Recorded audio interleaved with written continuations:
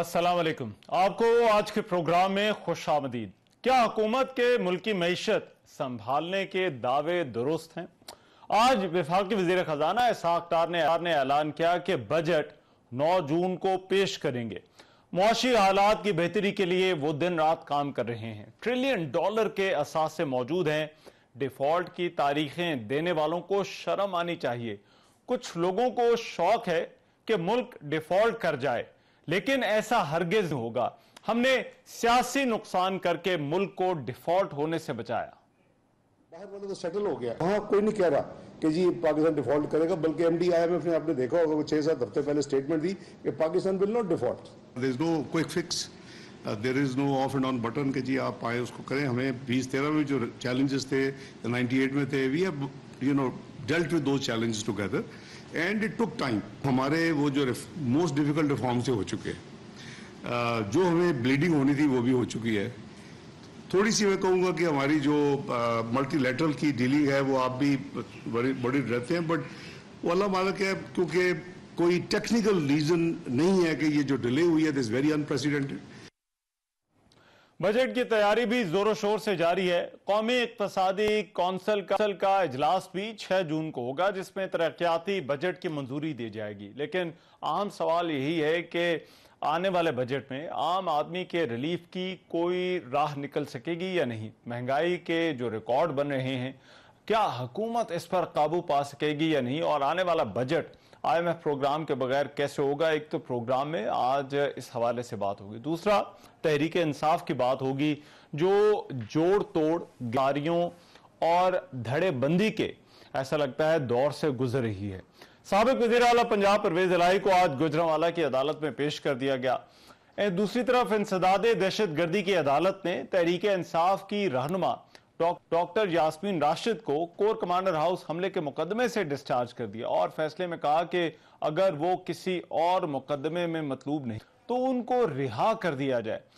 फिर तहरीक इंसाफ के साबिक रहनुमा जहांगीर तरीन सियासी महाज पर खासे मुतहरिक हैं, और खबर यह है कि नई सियासी जमात की तश्कील के मामलात फाइनल राउंड में दाखिल हो गए हैं। आज जहांगीर तरीन ने लाहौर में करीबी साथियों का एक इजलास बुलाया, जिसमें नए लोगों की शमूलियत पर मुशावरत की गई।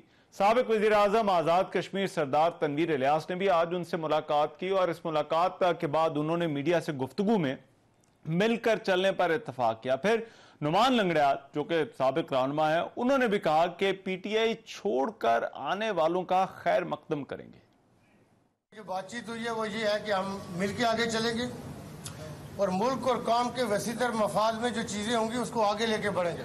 हम वो मीटिंगों का सिलसिला जारी रखेंगे मिलके। लेकिन जो पाकिस्तान तहरीक इंसाफ के लोग हैं वो भी थे या दूसरी पार्टियों के अंदर उनको लीडरशिप के हवाले से देख रहे थे, उनके लिए भी खुशी की खबरें आने वाली हैं।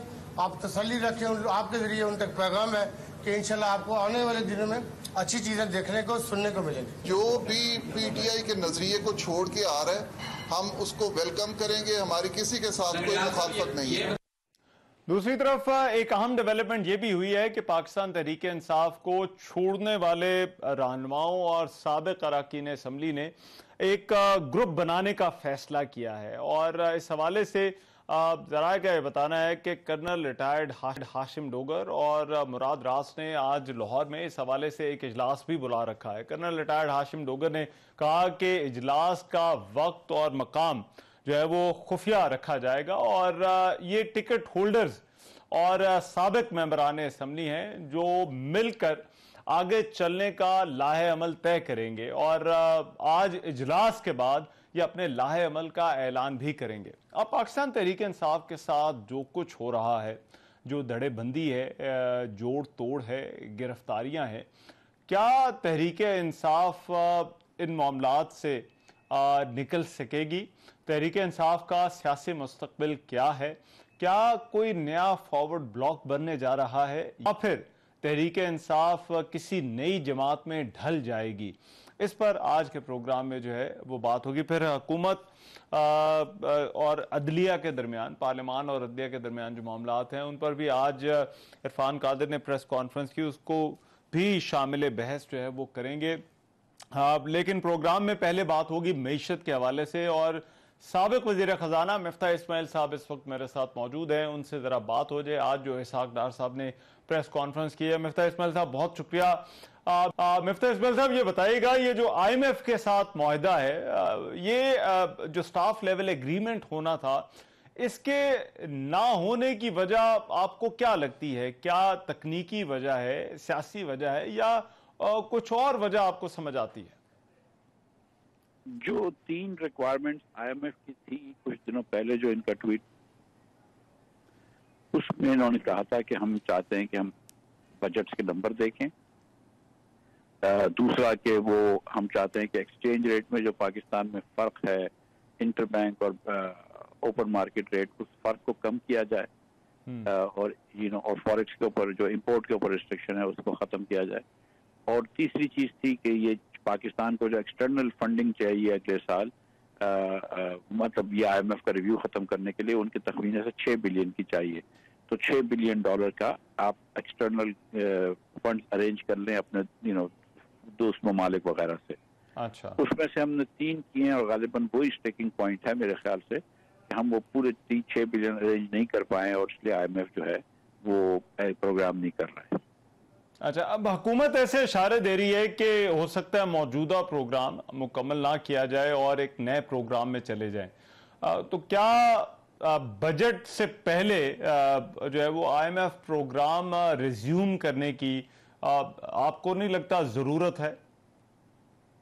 دیکھیں، یہ پروگرام، یہ جو ریویو تھا، نواں ریویو جو 9th ریویو تھا، یہ جولائی سے سپٹمبر کے کوارٹر کا تھا۔ اکتوبر کے اینڈ پہ یہ نمبر آ جاتے ہیں، تو نومبر میں کہیں یہ مکمل ہو جانا چاہیے تھا، اور کہیں ایک جگہ لکھا ہوا بھی اخبار میں ہے کہ اس وقت حکومت کا عزم بھی یہ تھا کہ وہ جلدی کر لیں گے، اور لیکن اس کے بعد وہ حکومت کی جو ایکسچینج کی پالیسیز تھی ڈار صاحب کی، اور دیگر جو چیزیں ہوئیں، اس کی وجہ سے کچھ نہ کچھ تاخیر ہوتی رہی، اور آئی ایم ایف کو بڑا آبجیکشن تھا۔ اس کے بعد جب انہوں نے ڈالر کو چھوڑا اور ڈالر ڈی ویلیو ہوا تو وہ مسئلے ختم ہوئے۔ پھر اس کے بعد آئی ایم ایف نے کہا کہ آپ کے پاس جو ریونیو ہے وہ کم ہے، تو پھر انہوں نے مزید ٹیکس لگائے، لیکن وہ $6 بلین جو لانے تھے وہ ڈار صاحب نہیں لے کر آ سکے، تو اس لیے ہم یہاں پہ کھڑے ہیں۔ اور مغربی ممالک کا اس میں یہ خیال ہے کہ جو پیسے ہیں یہ چین سے اور جو عرب کنٹریز ہیں ان سے لے کے آنے چاہیے، وہ خود مغربی ممالک جو ہے اس میں کچھ حصہ نہیں لے رہے یا ڈال رہے، تو یہ اس کے حقائق ہیں۔ اس میں تھوڑی سی ظاہر ہے کہ مغربی ممالک جو ہیں وہ خود نہیں پیسے حصہ ڈال رہے، اس کا مطلب ہے کہ وہ پاکستان کی جو پہلے ضرورت ہوتی تھی ہم کو افغانستان کے جہاد کے دوران اور افغانستان میں جو وار تھی اس کے دوران، وہ ان کو اب ضرورت پاکستان کی نہیں رہی ہے، اور ایک چائنا اور امریکہ کی بھی کشید کی ہے جس کے تحت وہ چاہ رہے ہیں کہ چائنا پیسے ڈالے، لیکن چائنا یہ کہہ رہا ہے کہ جو ایگزسٹنگ پیسے ہیں ہم اس کو ری رول کر دیں گے، لیکن نئے پیسے جو ہیں وہ ڈالنا ہمارے لیے ممکن نہیں۔ تو پاکستان اگر اس آئی ایم ایف پروگرام میں نہیں رہتا یا اس کو مکمل نہیں کرتا تو بجٹ پر آپ کے خیال میں کیا فرق پڑے گا؟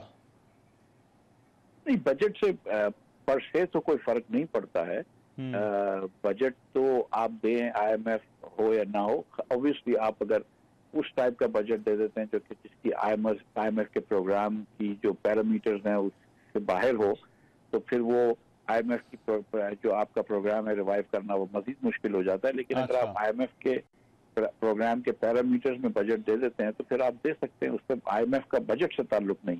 اچھا، ڈار صاحب نے کہا کہ جو معیشت ہے وہ آن ٹریک ہے، لیکن ساتھ ہی انہوں نے کہا ریکوری میں ٹائم لگے گا۔ جو ہمارے موجودہ حالات ہیں، آپ کو کیا سمجھ آتی ہے یہ معیشت کی ریکوری میں کتنا ٹائم جو ہے وہ لگ سکتا ہے؟ دیکھیے، یہ ساری چیزیں ڈیپینڈ کرتی ہیں اگر ہم آئی ایم ایف کے اندر ہیں یا نہیں ہیں۔ اچھا، اگر آپ کا آئی ایم ایف کا پروگرام ہو جاتا ہے تو پھر آپ کم از کم ایک سمت پہ آ جاتے ہیں، اور ایک درست سمت پہ آ جاتے ہیں، اور پھر آہستہ آہستہ آپ ریکور کرنا شروع کرتے ہیں۔ جبکہ میں یہ سمجھتا ہوں کہ کچھ ڈیپ سیٹڈ ریفارمز چاہیے اس ایگزسٹنگ اسٹرکچر کے اندر، اب ریکوری جو ہے وہ بہت مشکل ہو گئی ہے۔ لیکن اگر آئی ایم ایف کا پروگرام نہیں ہوتا ہے تو پھر میں سمجھتا ہوں کہ چیزیں مزید خراب ہونے کا اور ڈر ہے، اور ریکوری جو ہے اس کو وہ تھوڑی بہت مشکل ہو جائے گی۔ اچھا، اور ڈار صاحب نے تو آج کہا کہ ڈیفالٹ کی تاریخیں نہ دیں۔ آپ کو لگتا ہے ابھی بھی جس راستے پر یا جس سمت میں یہ معیشت ہماری چل رہی ہے اس پر ڈیفالٹ کا خطرہ موجود ہے؟ میں تو بہت عرصے سے ہی کہہ رہا ہوں کہ اگر IMF ہمارے ساتھ ہے تو ہمارے پاس یہ بیسٹ انشورنس ہے ڈیفالٹ کے خلاف، لیکن اگر IMF ساتھ نہیں ہوگا تو پھر پاکستان کے لیے ہم چاہے جتنا امپورٹ روک لیں، جو بھی کر لیں، ہم کرنٹ اکاؤنٹ سے سرپلس نہیں رن کر سکتے لمبے، ہم ٹریڈ سرپلس سے لمبے نہیں سرپلس کر سکتے، تو جو بھی ہم چاہیں، جتنی بھی ہم انڈسٹریل پروڈکشن یہاں پہ کم کر لیں، 25% تو لارج اسکیل مینوفیکچرنگ کم ہو چکی ہے، لیکن اگر IMF کا پروگرام نہیں ہوگا، اور مجھے پتا ہے کہ حکومت نے اور وزارت خزانہ نے کوئی کوشش کی ہے کرنے کے لیے، لیکن اگر وہ نہیں کر پاتے تو پاکستان جو ہے وہ مشکل میں جائے گا، اس میں تو کوئی ڈاؤٹ نہیں ہے، یہ صرف میں نہیں کہہ رہا ہوں، سارے اکانومسٹ یہ کہتے ہیں۔ اچھا لاسٹلی یہ بتائیے گا مفتاح اسماعیل صاحب، یہ مہنگائی کیوں ریکارڈ بنا رہی ہے؟ یہ تاریخ میں 76 سالوں میں کبھی بھی اتنی مہنگائی نہیں ہوئی، آپ کو کیا سمجھ آتی ہے اس کی وجہ کیا ہے؟ لیکن مہنگائی کے 3-4 عناصر ہیں۔ ایک تو یہ کہ منی سپلائی تیزی سے بڑھی ہے کافی عرصے سے، یہ صرف اس حکومت کی بات نہیں ہے، پچھلی حکومت کے اندر بھی منی سپلائی بہت زیادہ بڑھی ہے، اچھا، تو اس کی وجہ سے ایک یہ ہوا ہے۔ دوسرا ہے کہ جو روپیہ ڈی ویلیو ہوتا ہے تو روپے میں جو امپورٹڈ چیزیں ہوتی ہیں، مثلا ایندھن ہے یا دیگر چیزیں ہیں، وہ مہنگی ہو جاتی ہیں۔ تیسری چیز یہ کہ اب تھوڑی سی جو ہے وہ نان فوڈ نان انرجی جو کور انفلیشن ہے وہ بھی بڑھ رہا ہے۔ اس کا مطلب ہے کہ تھوڑی انفلیشنری ایکسپیکٹیشن بھی سیٹ ہو گئی ہیں کہ لوگ یہ سمجھتے ہیں کہ کیونکہ مہنگائی ہوگی تو وہ اب مہنگائی کو ایکسیپٹ بھی کرتے ہیں، جو دکاندار ہیں وہ اپنی قیمتیں بھی بڑھا لیتے ہیں وغیرہ وغیرہ۔ تو اور پھر دنیا میں بھی تو اوبویسلی ایک مہنگائی کی سائیکل آئی ہے۔ اس کے بعد پاکستان کے اندر کیونکہ پاکستان میں یہاں پر ڈیفالٹ کا خطرہ ہے اور کم نہیں کر پا رہی حکومت، تو اس ڈیفالٹ کے خطرے کی وجہ سے ہمارا روپیہ جو ہے وہ بتدریج گر رہا ہے، مزید گر رہا ہے ڈالر کے سامنے، اور اس سے ہمارا اور انفلیشن امپورٹ ہو رہا ہے۔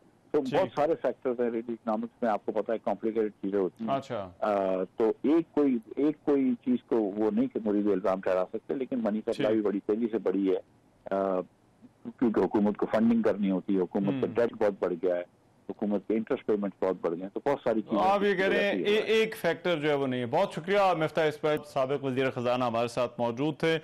پاکستان تحریک انصاف کے ساتھ کیا ہو رہا ہے اور کیوں ہو رہا ہے، ایک بریک کے بعد واپس آتے ہیں۔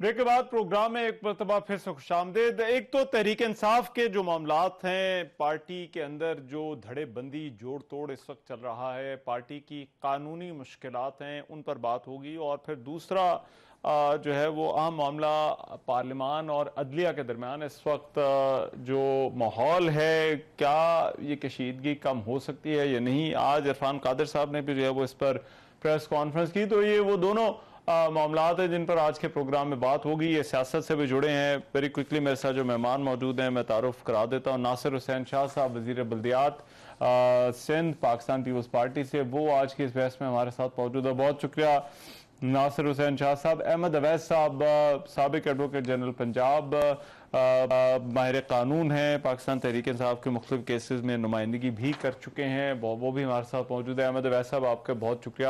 میں گفتگو کا آغاز ناصر حسین شاہ صاحب آپ سے کرنا چاہتا ہوں۔ یہ تحریک انصاف کے ساتھ جو لوگ چھوڑ کر جا رہے ہیں، یہ کیا سمجھ آتی ہے آپ کو؟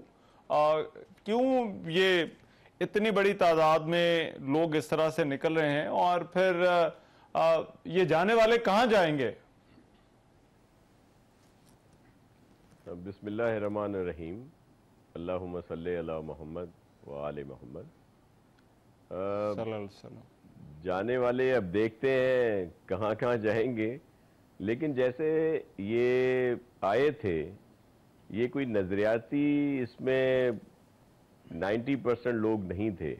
اب بھی جنہوں نے پی ٹی آئی سے علیحدگی اختیار کی ہے، اس میں کچھ لوگ ضرور، ان کی پرانی رفاقت ضرور رہی ہے خان صاحب کے ساتھ، لیکن باقی سب تو بعد میں آئے ہوئے تھے، لائے گئے تھے۔ جس طرح 2011 اور 12 میں جو کچھ ہوا، جس طرح سپورٹ دی گئی خان صاحب کو، اور پھر وہ ایک تسلسل تھا جو 2013 پھر 2018 کے الیکشن میں پھر اس کو ایک شکل دے کے اور آر ٹی ایس اور بہت ساری چیزیں کر کے ان کو لایا گیا، اقتدار دیا گیا، اور پھر وہ ظاہر ہے جو لوگ تھے۔ لیکن دوسری بات یہ ہے کہ یہ علیحدگیاں، یہ ان سے جو لوگ جا رہے ہیں، یہ اتنی جلدی کیوں ہو رہی ہیں؟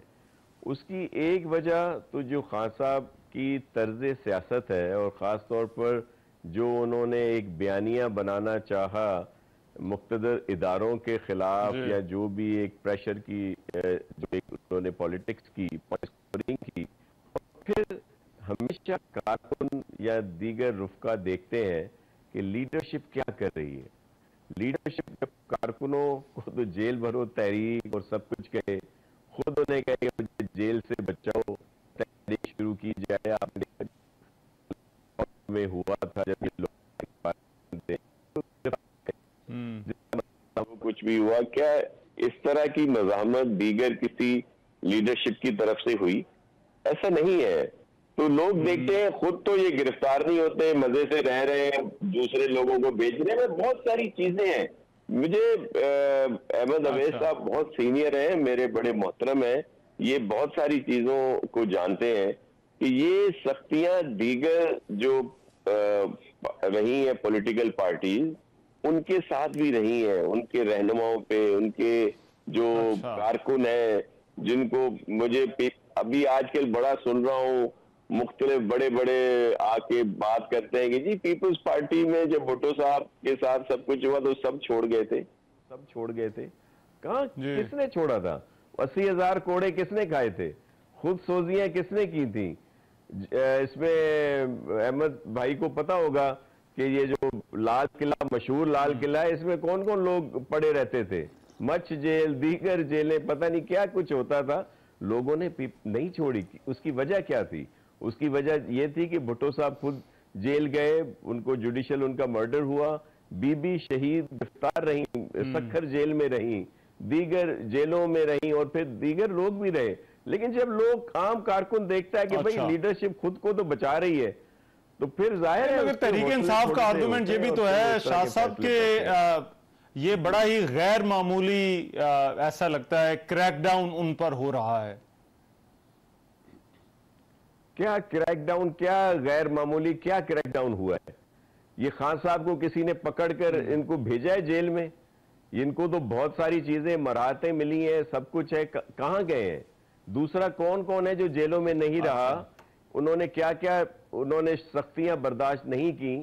کوئی بھی اٹھا کے دیکھ لیں جو بھی پولیٹیکل پارٹی کی لیڈرشپ ہے. خان صاحب کے ساتھ تو یہ لوگ، اس لیے دیکھیں لوگ دو چیزیں سمجھ رہے ہیں. ایک تو یہ کہ سب لوگ لائے گئے تھے اور وہ انہوں نے ان کو جوائن کیا تھا. دوسری بات جو خان صاحب کی انتہا پسندی کی سیاست، ہمارے مقتدر اداروں کو جس طرح پریشرائز کیا گیا، خان صاحب تو اس طرز پہ چل رہے تھے نا. آپ نے ان کی جب یہ سیاست میں نئے آئے تھے، آپ نے وہ ویڈیو بھی دیکھی ہوگی جس میں ان کا، میں مکمل جملہ تو نہیں ادا کروں گا، نیشنل میڈیا ہے، کہ جی 10,000 لوگ بھی سڑکوں پہ آ جائیں تو یہ ہو جائے گا.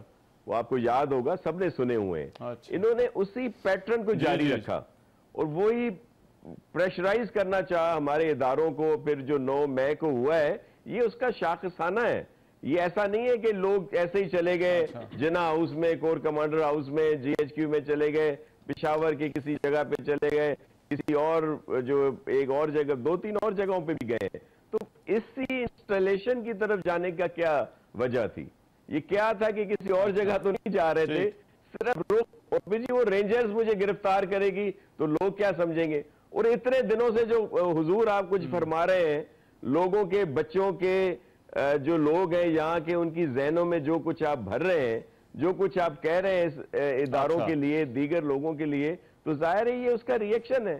لیڈرشپ کو ایسا نہیں ہونا چاہیے. آپ کو لگتا ہے اور اب یہ اس کا رد عمل آ رہا ہے. لیکن میں احمد اویس صاحب، کچھ لیگل سوال ہیں، وہ تو میں آپ سے پوچھوں گا. پریکٹس اینڈ پروسیجر بل، اور یہ آج تحریری فیصلہ بھی آیا ہے 9 مئی کے انتخابات والا. لیکن آپ کیونکہ بڑا کلوزلی ان لیگل میٹرز کو خود بھی دیکھتے رہے ہیں، کیا تحریک انصاف کی یہ جو قانونی مشکلات ہیں یہ بہت ہی غیر معمولی ہیں؟ بسم اللہ الرحمن الرحیم. دیکھیے، مشکلات جو ہیں وہ جب سیاست میں آپ قدم رکھ لیتے ہیں تو پھر وہ غیر معمولی بھی چیزیں ہوتی ہیں، معمولی بھی ہوتی ہیں، اور بعض اوقات بڑے نامساعد حالات بھی ہوتے ہیں. ابھی شاہ صاحب نے جن کا نشاندہی بھی کی ہے، ایک صورتحال ہوتی ہے کہ جہاں पॉलिटिकल पार्टीज का या हुकूमत और अपोजिशन का एक आपस में एक टकराव होता है, which is quite natural. Opposition का एक अपना रोल है, हुकूमत में जो होते हैं वो एक उनका अंदाज और होता है, और सख्तियां भी आती हैं। इवन भुट्टो के ज़माने में भुट्टो साहब ने भी अपने जो लोग चले गए थे उनके साथ भी बड़ी सख्तियां की थी। ये होता है सियासत के अंदर, बहुत कुछ होता है ऐसा। लेकिन इतनी गैर जिम्मेदाराना और इमोरल अंदाज में जो सियासत इस वक्त रवा रखी जा रही है, ऐसी सियासत जो है अभी तक देखने में नहीं आई। अगर तो ये उस बात को जस्टिफाई नहीं करता कि आप 10 दिन जेल में रहें और बाद आके आप जो है वो आप प्रेस कॉन्फ्रेंस करें और अपने आप को पार्टी से अलग कर लें। और साथ ही साथ आपने ये भी देखा कि ये भी ऐसा कभी नहीं हुआ कि आप एक ऑर्डर आपके खिलाफ जब अदालत ने कर दिया कि भी आपको रिहा करने का ऑर्डर कर दिया बेल में, तो आपको फौरन दूसरी FIR में फिर उठा के ले गए, वहां से निकाल ले, फिर तीसरी में ले गए। 3-4 जगह से ले जाने के बाद आखिर तक आके जब उनको तय हो गया कि आप तुम प्रेस कॉन्फ्रेंस करोगे तो उनको रिहा कर दिया, और जब रिहा कर दिया तो वो सारे केस खत्म हो गए। ये जो तरीकेकार है ये एक एक्सप्लॉयटेशन है in term of article 3 of the constitution, और इसके जो है ना इनकी असरात मुरतब होंगे। देखिए मैं आपको बताऊं कि एक आदमी जब अंडर प्रेशर की बात करेगा और ओवरऑल सोसाइटी में आप अपने प्रेशर जो है वो बढ़ा दिया, तो प्रेशर जो है ना ये दायमी नहीं रहता, ये नेचर का असूल है। प्रेशर जो है कुछ अर्से के बाद रिलीज होगा। अच्छा, लेकिन जब रिलीज होगा तो वो खौफ जो प्रेशर के पैदा हुआ है, चाहे वर्कर हो चाहे लीडर हो या कहीं पर भी, वो खौफ भी खत्म हो जाएगा। लेकिन दिलों के अंदर जो इलेक्टोरेट के अंदर एक आम आदमी के दिल के अंदर जो नफरत आएगी वो उस वक्त जो है ऊपर के सामने आएगी और वो अग्रेसिवली लोगों को फिर एक इसमें धकेल के ले जाएगी। क्योंकि जी ठीक अहमद अवैस साहब ये फरमाइएगा, अभी आपको लगता है ये क्योंकि हुकूमत की तरफ से इशारे तो दिए जा रहे हैं, ये कहा जा रहा है कि कुछ बातें अभी जो है वो 9 मई के हवाले से सामने आई हैं, लेकिन और बहुत सारी चीज़ें जो है वो सामने आने वाली हैं, तो तहरीक इंसाफ को बतौर पार्टी पाबंदी का सामना भी करना पड़ सकता है, और शायद यही वजह है कि ये लोग या तो पार्टी छोड़ रहे हैं या फिर जो है वो को फॉरवर्ड ब्लॉक या ग्रुप बनाने की बात हो रही है। देखिए ये आपने बहुत ही अच्छा सवाल किया। एक तो आपको मैं बताऊं कि पार्टी छोड़ने वाले बात तो होते हैं कि जब वो कहते हैं ना कि वो शिप जंपिंग करते हैं, डूबते हुए जहाज में से जो शिप जंपिंग होती है वो अपनी सर्वाइवल के लिए शिप जंपिंग करते हैं, लेकिन ये भूल जाते हैं कि बाहर टर्बुलेंट सी है जहां पे जहाज डूब रहा है, वो टर्बुलेंट सी में जाके गिर के फिर मर जाते हैं, बचते नहीं है। एक तो ये सूरत हाल है। दूसरी सूरत हाल ये है कि जो अभी आपने बताया कि अभी बहुत कुछ आने वाला है, तो मैं भी ये कहता हूं कि अभी बड़ी डिस्क्रीट एक इंक्वायरी, एक fact finding inquiry, judicial inquiry अगर कराई जाए तो बहुत चीजें सामने आएंगी। मसलन पंजाब पुलिस का रोल सामने आ जाएगा, IG पुलिस का और care taker chief minister Punjab का, इनका रोल सामने आएगा कि वो पूरे पंजाब में पंजाब पुलिस कहां गई, वो कंटेनर कहां गए जो हर 10 फुट के बाद लगा दिए जाते हैं, वो क्यों नहीं उसने लगाए गए, क्यों कहीं पे रोकने की कोशिश नहीं की गई, कोई इंपेडिमेंट क्रिएट क्यों नहीं किया गया। और जहां जहां ये इंक्वायरी जब होगी तो एक चीज सामने आएगी। मसलन कल मैं सुन रहा था, परसों 3 रोज पहले की बात है कि जी वो एक लड़का जो था वो कोर कमांडर हाउस के अंदर गया और उसके बाद उसने कोर कमांडर की वर्दी पहन के फिर रहा था और PTI का वर्कर था।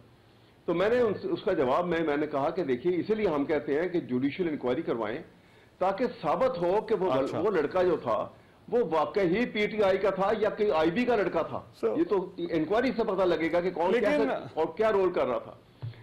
जो पाबंदी वाली बात है, आपको लगता है कि पार्टी पर पाबंदी लगाना जो है ये मुमकिन होगा या हो सकता है? क्योंकि मैं तो उस तनाजुर में पूछ रहा था कि जो चीजें अभी हो सकता है आने वाली मैं बताता हूँ। जी मैं आपको बताऊं, पार्टी पर पाबंदी लगाना मुश्किल है और वो हालात पाबंदी वाले नहीं है। उसकी वजह यह है कि पाबंदी जो है अगर तो सिर्फ पॉलिटिकल पार्टीज के या रूलिंग पार्टी के हाथ में होती है तो शायद हो जाता ये काम भी। या इस वक्त जो कुछ हमारे फौजी भी एनॉय हैं उनके हाथ में होता तो फिर भी शायद कुछ हो जाता। لیکن یہ کام جو ہے یہ آپ کو پتا آرٹیکل 17 کا سب آرٹیکل 2 کے تحت یہ سپریم کورٹ کے ہاتھ میں ہے. پارٹی پر پابندی جو ہے وہ ریفرنس جائے گا سپریم کورٹ کے پاس, اور سپریم کورٹ نے فیصلہ کرنا کہ پارٹی پر پابندی لگائی جائے کہ نہ لگائی جائے. تو اس لیے وہ اس میں پھر وہ چھان پٹک ہوگی, قانون کو پوری طرح سے ہر چیز سامنے آئے گی, اس کو پورا رائٹ لیا جائے گا, اور اس کے بعد یہ بات ہوگی.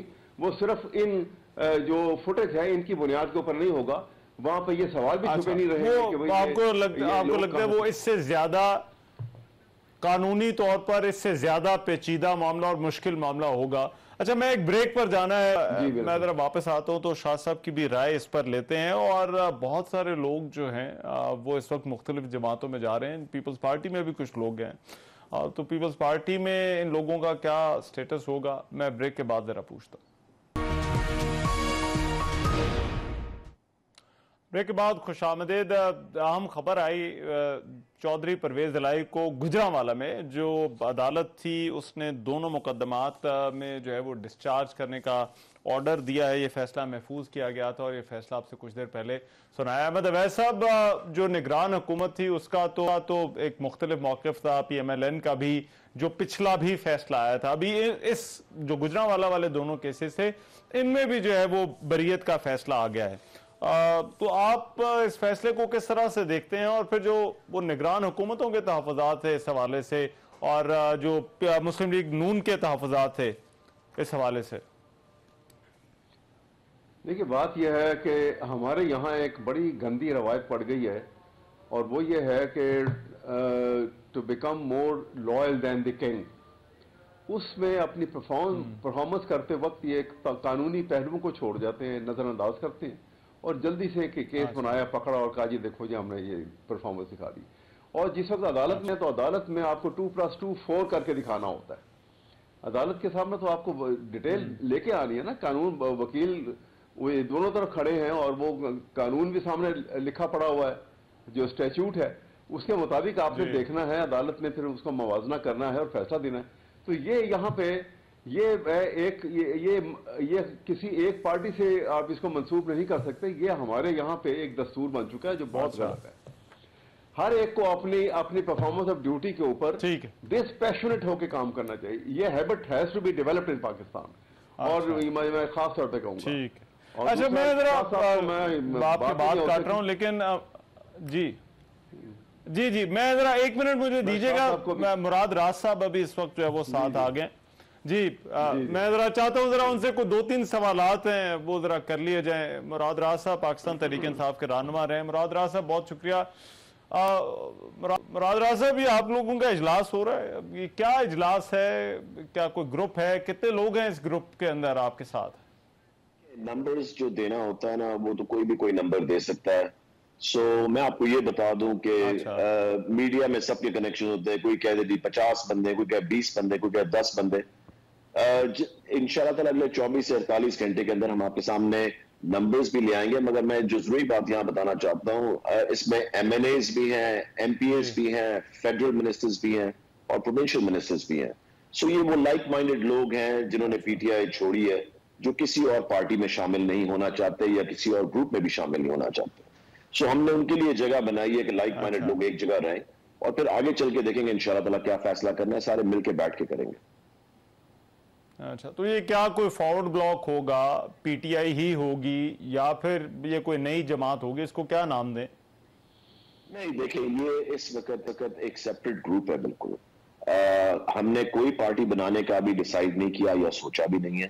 ہم نے کسی کو جوائن کرنے کا سوچا نہیں ہے, کسی اور پارٹی کو بھی یا کسی اور گروپ کو بھی. اس لیے ہم بالکل اس وقت اپنا لائے عمل دیکھ رہے ہیں کہ ہم جو پی ٹی آئی کے لائک مائنڈڈ لوگ ہیں ان کے لیے کوئی ایسا پلیٹ فارم ہونا چاہیے, کیونکہ ہم نے اس گروپ کا نام رکھا ہی ڈیموکریٹس گروپ ہے. ہم بیٹھ کے دیکھنا چاہ رہے ہیں کہ آگے کس طرح صورت پڑتی ہے, الیکشن ہوتا ہے نہیں ہوتا, اگر ہوتا ہے تو کیا اس کے لیے کیا فیصلے کرنے پڑیں گے, اور اگر نہیں ہوتا تو پھر کیا فیصلے کرنے پڑیں گے. جو سچویشن ہے وہ بڑی فلوئڈ ہے, اور اس میں ڈے ٹو ڈے آپ دیکھیں گے, آپ دیکھ ہی رہے ہیں ڈے ٹو ڈے کس طرح چینجز پاکستان کی پالیٹکس میں آ رہے ہیں. تو آپ نے ڈیموکریٹس گروپ کا, تو اس کو پھر فارورڈ بلاک کہہ سکتے ہیں؟ नहीं, this is not a forward block, क्योंकि फॉरवर्ड ब्लॉक तो तब होता है जब आप किसी पार्टी का हिस्सा हो। हम लोग तो वो पार्टी छोड़ चुके हुए हैं, सो इसलिए जो लोग छोड़ चुके हुए हैं वो उस पार्टी का तो फॉरवर्ड ब्लॉक नहीं बना, फॉरवर्ड पार्टी के अंदर ही बनता है। सो इसलिए ये तो एक ग्रुप है जो कि साइड पे हमने जिन्होंने पार्टी छोड़ दी भी है, उन लोगों का है, मगर उन्होंने ये डिसाइड किया था कि हमने कहीं और नहीं जाना है। इसमें ठीक है, तो आप किसी जमात के साथ या ग्रुप के साथ अलाइन होंगे? मैं सिर्फ ये समझना चाह रहा हूं कि आगे का आपका जो लाहेमल है वो क्या होगा? देखिए, हमने तो हमेशा पॉलिटिक्स की है मुल्क की बेहतरी के लिए और लोगों की बेहतरी के लिए। सो जो दूसरी पार्टीज हैं वो आपको नजर ही आ रहा है जो उन्होंने हालात इस मुल्क के पिछले 1 साल के अंदर करनी है। सो उनके साथ इलाक करना या उनके साथ पॉलिटिक्स करना हमारे लिए तो बहुत मुश्किल काम है। सो इसलिए वो पॉसिबिलिटी तो हमें नजर नहीं आ रही। सो आगे चल के क्या फैसला होता है अल्लाह ताला को बेहतर पता है, मगर यहाँ पे भी अल्लाह ताला लेकर आया। सो इसलिए आगे क्या फैसला होता है उसके बारे में मैं आज नहीं कह सकता, क्योंकि अगर मैंने आज कुछ कह दिया और फिर आप मेरी वीडियो चला देनी है कि देखें जिस वक्त आप क्या कह रहे थे और अब आप क्या कर रहे हैं, तो कोशिश यही है कि इस वक्त कोई ऐसी चीज ना की जाए जो कि हमें आगे जाके। लेकिन चले अभी का हाल तो पूछा जा सकता है, तरीन ग्रुप राइट, तरीन ग्रुप बड़ा मुतहरिक है, उनसे कोई राब्ता है आपका? नहीं, हमारा कोई राब्ता अभी उनके साथ नहीं है, ना हमारा राब्ता काफली के साथ है, ना हमारा पीपल्स पार्टी के साथ है, ना हमारा नून लीग के साथ, हमारा किसी के साथ इस वक्त राब्ता नहीं है। ऑब्वियसली फोन कॉल्स आती हैं और मैसेजेस आते हैं, मगर इस वक्त हमने अभी बिल्कुल डिसाइड नहीं किया। जब तक मैं आपको ये बता दूं कि जब तक हम अपना फैसला पहले नहीं कर लेते ना कि हमारा माइंडसेट क्या है और हमारी वैल्यूज क्या है और हम क्या करना चाहते हैं इकट्ठे मिलके, और ये इस तरह नहीं होगा कि जी मैं क्या चाहता हूं या 2 लोग और क्या चाहते हैं, वो नहीं होगा। ये मुशावरत इकट्ठी बैठ के होगी जिसमें इंशाअल्लाह ताला सबके लिए रास्ता निकले कोई ना। अच्छा, और चलें लास्टली ये तो बता दीजिए, आपका और हाशिम डोगर साहब का तो नाम हमने सुना है, तो कोई और भी लोग हैं, बड़े नाम हैं तहरीक इंसाफ के आपके साथ? ये राजा यासिर हमायूं हमारे साथ हैं। सो इसलिए हम तीनों एक ही तरह से इस पे कोशिश कर रहे हैं कि सब तरफ से अपने, बाकियों के नाम मैं अभी आपके सामने नहीं कहूंगा, मगर हम तीनों तो एक ही प्लेटफॉर्म पे हैं और उस प्लेटफॉर्म को मिलके चला रहे हैं। सो इसलिए ठीक है, मुराद राज साहब बहुत शुक्रिया। सो राजा यासिर हमायूं साहब, हाशिम डोगर साहब और मुराद राज खुद इसमें शामिल हैं, ये डेमोक्रेट्स ग्रुप। शाह साहब, ये जो पीपल्स पार्टी के साथ आ रहे हैं, उनको क्या पीपल्स पार्टी में किस तरह से एडजस्ट किया जाएगा, और क्या और भी लोग हैं जो पीपल्स पार्टी में शामिल होंगे? अभी तो कुछ हमने देखा है साबिक MNA शामिल हुए हैं। जी बिल्कुल, बहुत सारे दोस्त हैं जो राब्ते में हैं, राब्ता कर भी रहे हैं और वो भी अनकरीब सब सामने आएंगे। मुराद राज साहब ने जो बातें की, देखें मैं तो जिन लोगों ने PTI को छोड़ा है, मैं तो उनका बड़ा कदरदान हूँ, क्योंकि उन्होंने उनकी उस सोच से अलहदगी की जो एक जिसने इस पॉलिटिक्स में बदतहजीबी बदतमीज़ी को उजागर किया, उसको परवान चढ़ाया, और आम जो लोग हैं, जो बच्चे हैं, जो उनके साथ उनके फॉलोअर्स थे, जाहिर है खान साहब की एक पर्सनालिटी ऐसी ज़रूर रही है कि लोग उनको पसंद करते रहे हैं क्रिकेट की वजह से, या बाद में उनके बहुत सारे इश्यूज थे, फिर उनको जिस तरह पार्टी बनाई गई और सब कुछ हुआ, तो उनको जो सोच उन्होंने दी, जिस तरह की इंतहा पसंदी, या जिस तरह अब उन्होंने मुल्क के इदारों के ख़िलाफ़ उनके जहनों में जहर घोला, इनसे जो जिन लोगों ने अलहदगी की है, हम तो उनको कदर की निगाह से देखते हैं, हमारे पास आए ना आए। हमारे लिए भी अभी कुछ फरमा रहे थे मुराद राज साहब, तो मैं अब उस पर कोई कमेंट नहीं करना चाहता, लेकिन ये एक अच्छी बात है कि जिन लोगों ने समझा ये उस सोच से अलहदगी है।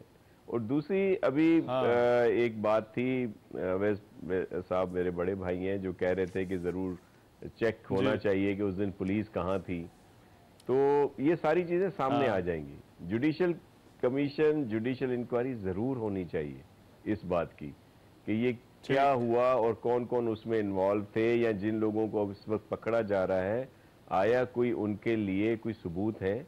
کوئی اس طرح کی چیزیں ہیں جو بہت ساری تو آ گئی ہیں سوشل میڈیا پہ، نیشنل میڈیا پہ، کہ جس طرح کے بیانات تھے، کچھ آڈیو لیکس بھی آ گئی ہیں اور بہت کچھ بھی ہے.